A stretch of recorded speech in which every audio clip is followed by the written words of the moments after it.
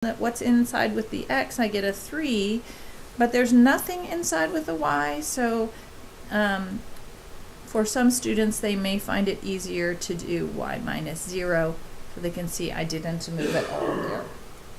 Okay, and then my width, actually, if I'm going to talk width, I probably should be absolute valuing that, so, but my c is -2.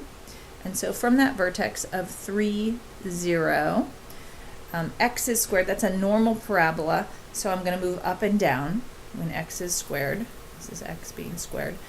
And I'm going to go down 2 since c was negative, and that'll be my focus. This is my vertex. And then I will go up 2 to get to my directrix. That'll be my directrix. And so my focus was over 3 down 2. My directrix is a y equals.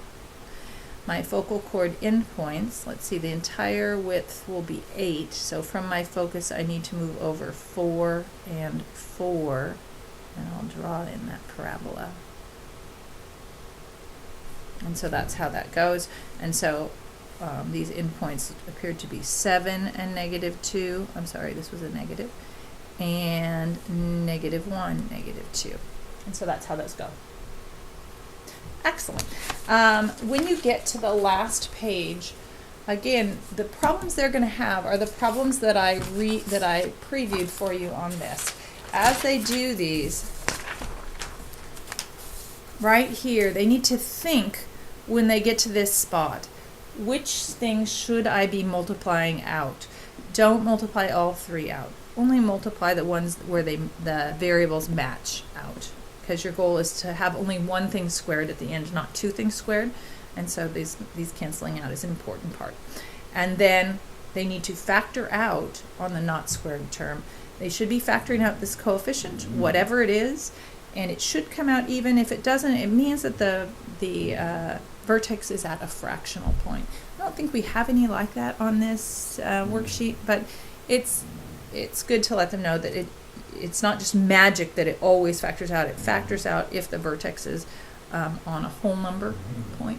And so that's how that goes. All right. I wish you the... Oh, I forgot to show you this.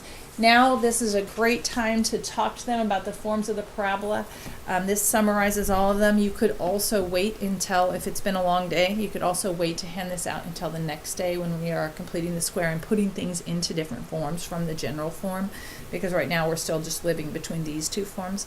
So then on 4-6, we'll give things in a general form, and they'll complete the square to get them into one of these 2 forms. I think the answers on that worksheet are all in vertex form, it being the most commonly used form. But they can easily move to another form that's advantageous for them to find focuses and directrix. So I wish you the best on this lesson. I hope it's going well, and talk to you more later.